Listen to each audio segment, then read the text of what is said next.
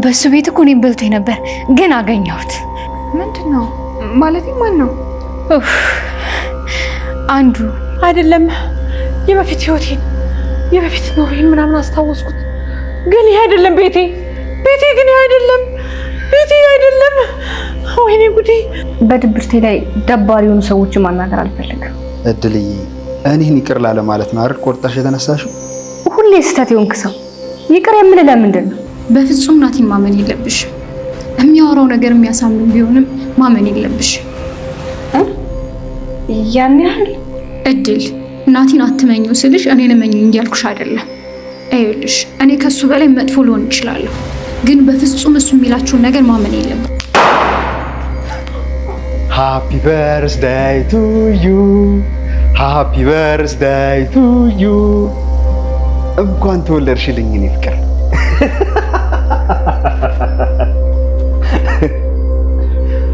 ልደትሽ ማክበሬ ግዴታዬ ነው። ደስታሽ ሁሌም ያስጨንቀኛል።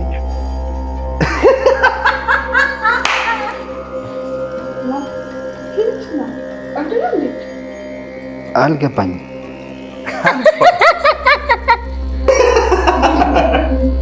የኔ አባት የትሁት ልደት እኮ ጥር 10 ነው አልፏል። ምን እንዴት ውዴ? ዛሬ ልደት ነው አላልሽም?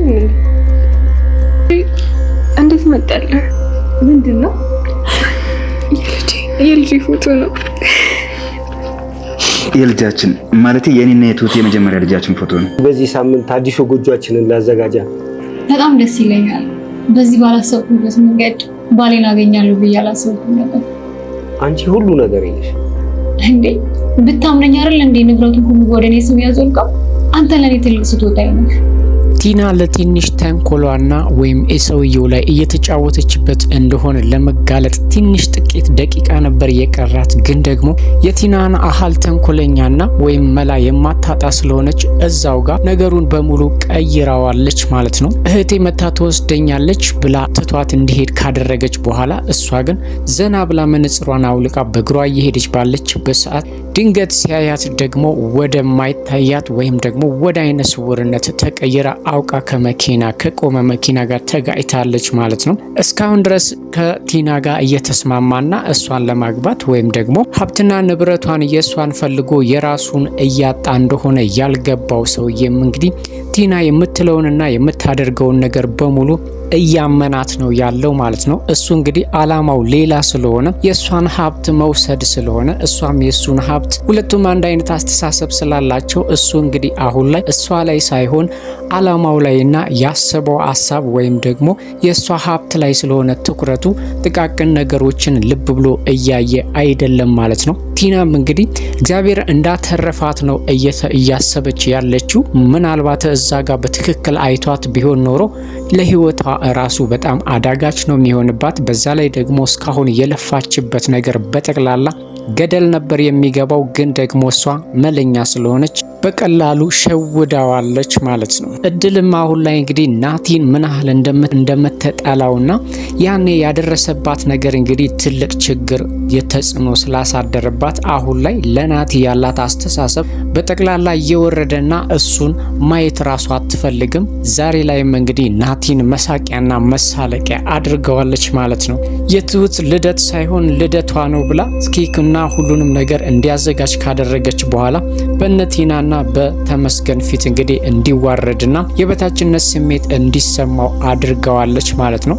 እንግዲህ ናቲ ቆም ብሎ አለማሰቡ እንጂ እድልና ትሁት እንግዲህ ያን ያህል ቀረቤታ የላቸውም። እስካሁን ድረስ ምንም ነገር አላወሩም። የዚህን ያህልም ቢያወሩ የእሷን ልደት የምታውቅበትና የምትጠይቅበት ምክንያት አልነበረም። እሱ እንግዲህ እስከዛሬ ከትሁት ጋር ሲኖር የልደት ቀኗን ራሱ የማያውቀው ሰውዬ ራሱ እድል ታውቃለች ብሎ እሷ ያለችውን ነገር ማመኑ ዛሬ ላይ ናቲን ዋጋ አስከፍሎታል ማለት ነው። እንግዲህ ስጦታ ማዘጋጅቶ ነበረ። ስጦታው መሳቂያና መሳለቂያ ሆኗል። ግን ዛሬ ላይ ድል ከተመስገን ጋር የሆነች ይመስላል። እንግዲህ ለትሁት የሰጣት ስጦታ ትሁትን እንባዋን ሁሉ ነው ያመጣው። ሲሰጠው የልጃቸውን ፎቶ አድርጎ በፖስት ካርድ አድርጎ አምጥቶ ሰጥቶ አንጀቷን በልቷታል ማለት ነው። ናቲ እንግዲህ እዚህ ጋር መገንዘብ የነበረበት ነገር የሷና የሱ ነገር እንዳበቃ ነበረ። ግን አሁንም ድረስ ናቲ በፍጹም ተስፋ አልቆረጠም።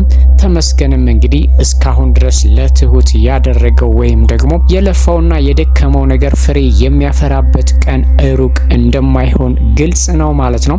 ናቲ ከዚህ በኋላ ምን ማድረግ እንደሚችል ባናቅም አሁን ላይ ግን በእድል መካሪነት ኬኩላ አዘጋጅቶ ትሁት ፊት ከፍ ብዬ እታያለሁኝ ብሎ ሲያስብ እሱ ግን በፍጹም ያላሰበውና ያልጠበቀው ሽንፈትና ውርደት ገጥሞታል ማለት ነው። ተመስገንም እንግዲህ ነገሮችን ቀለል አድርጎ ነው ሲያይና ሲመለከት የነበረው። ምክንያቱም ስለ ትሁት ከተመስገን በላይ የሚያውቅ ማንም አልነበረም ማለት ነው። ግን ደግሞ ናቲን ጉድ የሰራችው እድል ነች ማለት ነው። ምንም የምታውቀው ጉዳይ አልነበራትም። ልደቷ እኮ በዚህ ቀን ነው ብላ እንዲያዘጋጅና ስጦታም እንዲያመጣላት ከነገረችው በኋላ ከፍ ዝቅ እስከሚል ድረስና እስከሚዋረድ ድረስ አሸማቀዋለች ማለት ነው። ድሮም ናቲ እድል ላይ ትልቅ ቂም አለው። እንግዲህ ወደፊት እድልን ዛሬ ላደረገችውና ላሸማቀቀችው ነገር እንደሚከፍላት ግልጽ ነው ማለት ነው። ምክንያቱም ናቲ በጣም ቂመኛና ተንኮለኛ ስለሆነ ማለት ነው። እድልም እንግዲህ ይሄንን ነገር ያደረገችው ከዚህ በፊት ስላሰቃያትና እናቷንም ብዙ ችግር ውስጥ ስለጨመረባት ነው እንጂ ከናቲ ጋር እንግዲህ ሌላ ነገር ምንም የላትም። ምናልባትም አሁን ናቲ ላይ ያደረገችው ነገር ዋጋ ሊያስከፍላት ይችላል ማለት ነው። ሌላው የአባዬ ሚስት እንግዲህ አሁን ላይ ትንሽ እያስታወሰች ነው። ግን ደግሞ አንዱ ነገር ደስታ ይዞ ሲመጣ ተከትሎት የሚመጣው ጣጣ አያጣምና እንግዲህ የአባዬ ሚስት በማስታወሷ ብዙም ደስተኛ አይደለችም።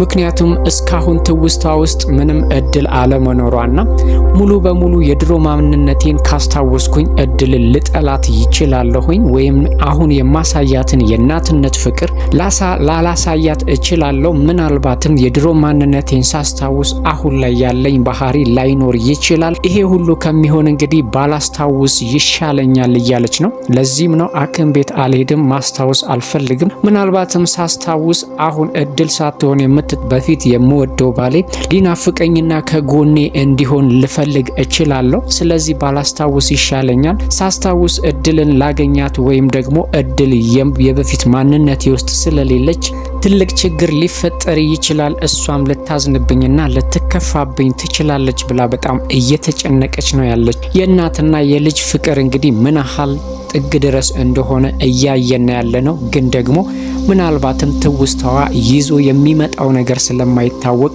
የአባዬን ሚስት አሁን ላይ አስጨንቋታል። እሷን ብቻ ሳይሆን እድልንም መልካም ነገር ይዞ ላይመጣ ይችላል ብላ በጣም እየተጨነቀች ነው ያለችው። ገና ካሁኑ እንግዲህ የአባዬ ሚስት አንቺ የድሮ ማንነቴ ውስጥ እኮ ከሌለሽ አሁን የማሳይሽን የእናትነት ፍቅር ላላሳይሽ እችላለሁ ብላ በጣም አስከፍታታለች ማለት ነው። የእናቷ ስጋት እንግዲህ እድልንም እንድታለቅስና ቤቱንም ጥላ እንድትሄድ እያደረጋት ነው ያለው። በእርግጥ በማስታወሷ ደስተኛ ብትሆንም ግን ደግሞ እሷም ወላጅ እናቷ እንዳልሆነች ፍጹም ካወቀች ልትቀየርብኝ ትችላለች ብላ እድልም በበኩሏ በጣም እያዘነችና እየተከፋች ነው ያለችው። ለዚህም ነው እንግዲህ አስቀድማ እየሸሸች ያለችው። ሙሉ በሙሉ ያስታወሰች ጊዜ እኔን ከሰውም ላትቆጥረኝ ትችላለች፣ አሁን የምትሰጠኝን ፍቅርም ላላገኘው እችላለሁ ብላ ራሷን ስራ ፍለጋ ብላ እንግዲህ እያሸሸችና ሰው ቤት ገብታ ስራ ለመስራት እየሞከረችና እያሰበች ነው ያለችው። እድል እንግዲህ ከዚህ በፊት ማንም ቤት ተቀጥራ ሰርታ አታቅም። ትሁት ግን ብዙ እንደዚህ አይነት ነገሮችን ሰርታ ስለምታቅ ይቅርብሽ፣ ምናልባትም እኮ ቢበት ሰዎች ጥሩ ላይሆኑ ይችላሉ፣ ይቅርብሽ ብትላትም በፍጹም ብላለች። በዛ ላይ ደግሞ እቤት ውስጥ በጣም ችግር ስላለ አሁን ላይ ያንን ችግር ለመቅረፍና እቤት ውስጥ ምንም አይነት ችግር እንዳይኖር እድል በተለይ እናቷ እንዳትሳቀቅባትና እንዳትራብባት ይሄንን ውሳኔ ወስናለች ማለት ነው። እንግዲህ ይሄንንም ውሳኔ በቀጥታ ለእናቷ ብትናገር ስለማትፈቅድላትና እሺ ስለማትላት ወረቀት ጽፋ አስቀምጣ ሄዳለች ማለት ነው። እድል እንግዲህ መልካም ነገር እንዲገጥማት እየተመኘች ለእናቷም ያላትን ፍቅር ወረቀቱ ላይ አስፍራለች ማለት ነው። ምናልባትም እንግዲህ የአባዬ ሚስት ሙሉ በሙሉ ካስታወሰች አሁን ላይ ለእድል ያላት ፍቅር ላይኖር ይችላል ማለት ነው። የሁሉም ስጋት ይሄ ነው። እድልንም እያሸሻት ያለው ትልቁ ምክንያት ይሄ ነው ማለት ነው። ሌላው የቲና ጉዳይ እንግዲህ ድርጊቷ በጠቅላላ በትክክል እየሄደላት ነው። እንግዲህ ሁለት ሌቦች በአንድ ቦታ ተገናኝተው እርስ በርስ ለመሰራረቅ እየሞከሩ ነው። እሱም እሷን ለመስረቅ ይፈልጋል። እሷ ግን ሁሉንም ነገር እንደወሰደችበትና ቀሪውን እንግዲህ አብረው ለመኖር እየወሰኑ ነው። እንግዲህ ከቲና ጋር ሊጋባና እሷን አገባሻለሁ ሚስቴ ነሽ ብሎ ሀብትና ንብረቷን ሊወርስ የሚፈልገው ሰውዬ ሌላ ሚስት እንዳለው ግልጽ ነው። ያቺ ሚስቱ ግን ቲና እንደምታይና እንደ አይነ ስውር እንዳልሆነች ገብቷታል። ግን ደግሞ